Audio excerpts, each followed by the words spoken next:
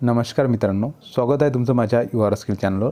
मी संदीप कनोरकर। तर आज आपण ह्या व्हिडिओ पाहणार आहे, तुमचे जर राशन कार्ड हरवले असेल आणि तुम्हाला जर तुमच्या राशन दुकानामधून राशन मिळत नसेल तर त्यासाठी तुम्हाला ई राशन कार्ड हे कसे डाउनलोड करायचे आणि त्यावर तुम्ही कसे धान्य मिळवू शकता आणि तुमच्या परिवारातील किती लोकांचे ई राशन कार्डमध्ये नाव दाखवलेले आहे तेवढ्याच लोकांचे तुम्हाला राशन कार्ड मिळत आहे किंवा नाही याची संपूर्ण माहिती आपण आज या व्हिडिओ पाहणार आहे। तर व्हिडिओ स्किप न करता शेवटपर्यंत पहा आणि चॅनलवरती नवीन असाल तर प्लीज चॅनलला सबस्क्राइब आणि बेल आयकॉन दाबायला विसरू नका।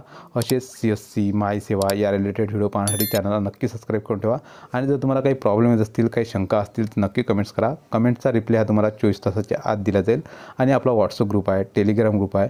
व्हॉट्सअप ग्रुप आणि टेलिग्राम ग्रुप हा नक्की जॉइन करा। चला तर मग व्हिडिओ सुरू करूया। तर अशा प्रकारे तुम्हाला आधी रजिस्ट्रेशन करून घ्यायचं आहे। जर तुम्ही रजिस्ट्रेशन कसे करायचे जर तुम्हाला माहीत नसेल तर वरती आय बटनमध्ये आणि खाली डिस्क्रिप्शनमध्ये व्हिडिओ दिलेला आहे, त्या व्हिडिओवर क्लिक करून तुम्ही तुमचे रजिस्ट्रेशन कसे करायचे तो व्हिडिओ नक्की पहा। त्यानंतर रजिस्ट्रेशन करायचं आहे। तर रजिस्ट्रेशन केले असेल तर तुम्हाला डायरेक्टली लॉग इन करायचं। तुम्ही रजिस्ट्रेशन कसे करायचे हा व्हिडिओ दिलेला आहे, त्यावर क्लिक करून तुम्हाला तुमचं रजिस्ट्रेशन कंप्लीट करून घ्यायचं आहे। तर मी रजिस्ट्रेशन ऑलरेडी कंप्लीट केलेलं आहे। तर आपण आता लॉग इन कसं करायचं ते पाहणार आहे। तर तुम्ही लक्षात द्या, तुम्हाला आधी रजिस्ट्रेशन कसं करायचं याची प्रोसेस आधी बघायची आहे, त्यानंतरच तुम्हाला हा व्हिडिओ नक्की पाहायचा आहे।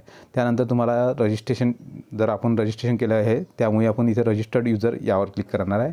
यावर क्लिक केल्यानंतर इथे तुम्ही 3 माध्यमाने तुमचं लॉग इन करू शकता।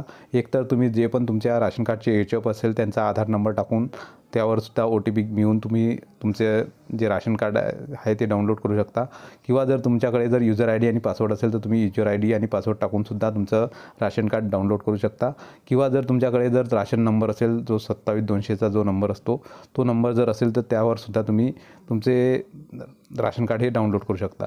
तर मी ते यूजर ID आणि पासवर्ड टाकून लॉग इन करून घेत आहे। तर अशा प्रकारे तुम्हाला इथे लॉग इन करून घ्यायचं आहे। लॉग इन केल्यानंतर तुमच्या जो पण मोबाईल HF असेल त्यांच्या आधार कार्डला जो पण मोबाईल नंबर लिंक असेल त्यावर एक OTP येईल, त्या OTP तुम्हाला इथे टाकून घ्यायचा। मी ते OTP टाकून घेत आहे। तर अशा प्रकारे तुम्हाला 6 डिजिट OTP येईल, तो OTP टाकायचा आहे। त्यानंतर व्हॅलिडेट OTP यावर क्लिक करायचं आहे। व्हॅलिडेट OTP क्लिक केल्यानंतर तुम्हाला इथे अशा प्रकारे इंटरफेस पाहायला मिळेल। इथे तुम्हाला आल्यानंतर तुम्हाला जर राशन कार्ड डाउनलोड करायचं आहे तर तुम्हाला यावर क्लिक आहे। इथे तुम्हाला सब मेन्यू पाहायला मिळेल।